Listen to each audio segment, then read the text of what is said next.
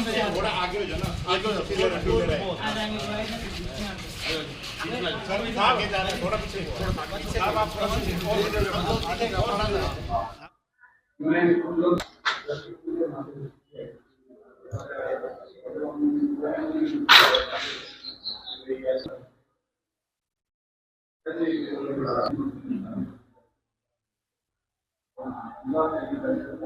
जबकि हमने इसको पूरा संज्ञान में लिया, ये किसी भी घाटे में नहीं जा रहा था। यहाँ पे जो एक चौकीदार था, उसको एक डोरमेट्री में बेड ऑथराइज है चौकीदार के लिए, और उसने 2 कमरे ऑक्युपाई किए हुए थे।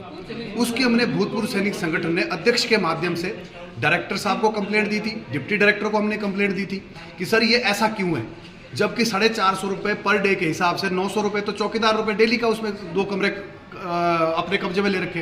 तो जितने भी हमारे पास रात को फौजी आते हैं हम इसको बुक कराते थे, नहीं जी बुक है, नहीं जी ये बुक है, डोरमेट्री में 10 बेड है तो उसका 100 रुपये है, तो 1000 रुपये डेली उसका हो गया, और चौकीदार की तनख्वाह 16,000 रुपये है, तो घाटा कैसे हो गया, जबकि इससे इनकम तो 40,000 से ऊपर थी। जब हमने उनसे पूरा पूछा कि आप किस हिसाब से इसके ऊपर खर्चा करते हैं, तो उन्होंने खर्चे का एस्टीमेट जो बताया वो तकरीबन 50,000 रुपये बताया। 50,000 कैसे कि हम 26,000 रुपये चौकीदार को देते हैं, 6,000 रुपये हम सफाई मैन को देते हैं, और 10,000 रुपये हम बिजली का बिल देते हैं। अगर आपके माध्यम से मैं बताना चाहूँ कि बिजली का अभी भी 3 बिल पेंडिंग है, जो कि 50,000 ऊपर चला गया। जिस बंदे ने ये दुकान ली हुई थी उसने आज तक का क्लियरेंस नहीं कराया, तो इसमें किसकी गलती है? विभाग की गलती है। अगर मैं कहे सरकार की पूरी गलती नहीं है, विभाग की गलती है। जब इसका घाटे में था तो इसका ऑडिट होना चाहिए। हमने डीसी साहब के पास कंप्लेंट दी थी कि सर इसका ऑडिट कराया जाए कि कब से घाटे में हुआ है, क्यों घाटे में हुआ है, लेकिन अभी तक इसका कोई ऑडिट नहीं हुआ। हार के जब हमने धरना प्रदर्शन किया, सब कुछ किया, तभी कुछ नहीं हुआ। पत्राचार किया सर हमने, तो हमने डायरेक्टर साहब से बात की हमीरपुर में, ब्रिगेडियर मदनशील शर्मा जी है, उन्होंने कहा कि ये घाटे में जा रहा, मैं कुछ नहीं कर सकता हूँ। फिर हमने यहाँ के विधायक जी से हम मिले, उन्होंने भी कोशिश की आगे।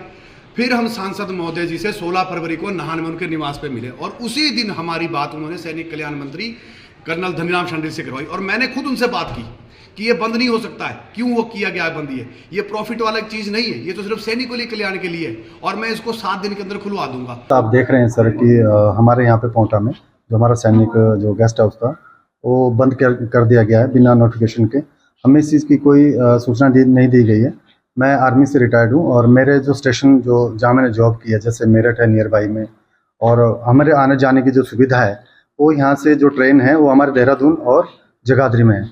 मैं खुद शिलाई से बिलोंग करता हूँ, शिलाई नहीं बल्कि आगे जो हरिपुर धार है, रोनाट है, यहाँ तक की कुपोई आपका नेरवा, वहाँ तक के भी लड़के यहीं आते हैं और यहीं से ट्रेन अपनी लेते हैं और अपनी ड्यूटी पे जाते हैं। ये जो हमारा सैनिक गेस्ट हाउस सैनिक आराम गृह है पांवटा साहिब का, इसका उद्घाटन 17 अक्टूबर 2010 को जो तत्कालीन सरकार थी उनके सहयोग से हुआ था। जो ये हमारा सैनिक रेस्ट हाउस है ये 31 अक्टूबर 2024 को ताला बंद हो गया अचानक।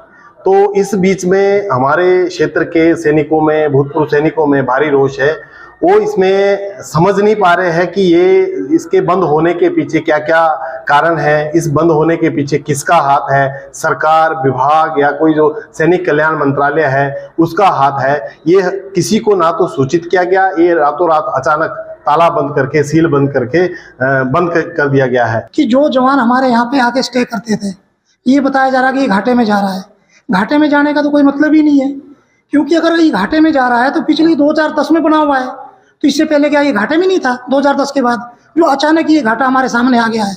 हमें सबसे बड़ी समस्या इस प्रकार हो रही है कि जो हमारा सैनिक स्पोर्ट्स कोरमना नगर जाना है तो यहाँ से 5 बजे के बाद कोई बस नहीं है। वो जवान हमारा यहाँ पे आके ठहरता था, जो कि उसके बाद अब होटलों में रुक रहे हैं। हमारी वीर नारियाँ हैं, उनको लिए भी यहाँ पे रहने के लिए सुविधा होती थी। सांसद जी यहाँ दोबारा चुन के तो चले गए, लेकिन पोंटा के लिए वो कुछ नहीं कर पा रहे, सिवाय जो सरकार जनहित के कार्य कर रही है उनको रुकवाने के काम कर रहे हैं। वो सेंटर से जो रेस्ट हाउस की बात है, इसको सैनिकों, पूर्व सैनिकों से बात करके दोबारा शुरू किया जाएगा। सरकार से हम ये मुद्दा उठा के जल्दी इसको दोबारा शुरू कराएंगे। लेकिन सांसद महोदय से भी हमारा प्रश्न है कि हमारा जो सारा कुछ सेंटर ने रोक रखा है, सारा फंड रोक रखा है, उसके लिए भी वो आवाज़ उठाए। देखिए, सैनिक रेस्ट हाउस कुछ समय से बंद है, जिसमें कि हमारे भूतपूर्व सैनिक संगठन और हमारे जो सर्विंग आर्मी ऑफिशियल्स हैं उनमें काफ़ी रोष भी था। उन्होंने कुछ समय पहले यहाँ पे धरना प्रदर्शन भी किया था और विभिन्न माध्यम से उन्होंने अपना ये रोष प्रकट किया था। पर अभी जो सूचना हमें मिली है लेटेस्ट, उसमें ये पता लगा कि इसका टेंडर हो गया है और जल्दी सैनिक रेस्ट हाउस दोबारा से ऑपरेशन में आ